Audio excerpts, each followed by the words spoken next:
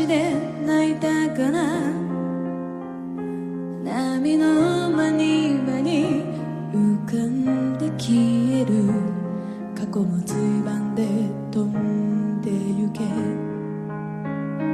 僕が死のうと思ったのは誕生日に杏の花が咲いてから。その木漏れ日でうたた寝したな。星のしわりと土になれるかな。茜漁港の灯台、錆びたアーチ橋、捨てた自転車、木造の駅のストーブの前でどこにも旅立てない心。今日はまるで昨日みたいだ。明日を変えるなら今日変えなきゃ。分かってる分かってるけれど、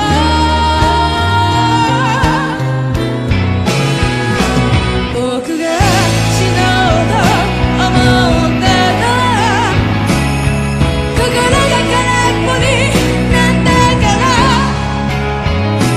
満たされないと泣いているのはきっと満たされたいと願うから。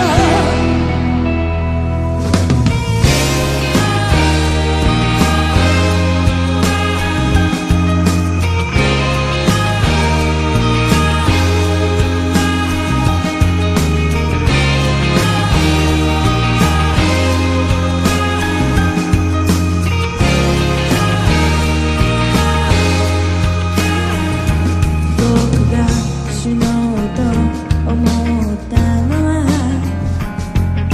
靴ひもがほどけたから。結び直すのは苦手なんだよ。人とのつながりもまたしかり。僕が死のうと思ったのは少年が僕を見つめていたから。ベッドの上で土下座してるよ。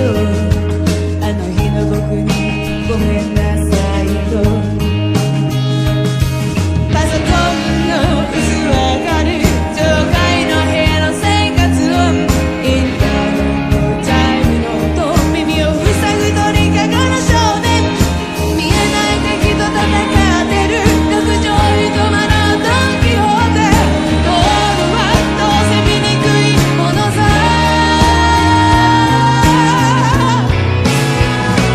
僕が死のうと思ったのは冷たい人と言われたから。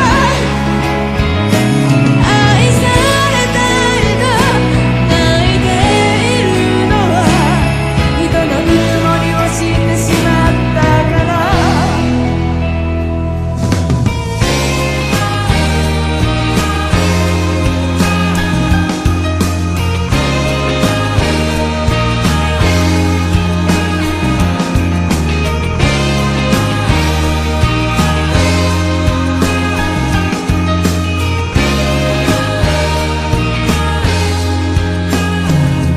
僕が死のうと思ったのはあなたが綺麗に笑うから。死ぬことばかり考えてしまうのはきっと生きることに真面目すぎるから。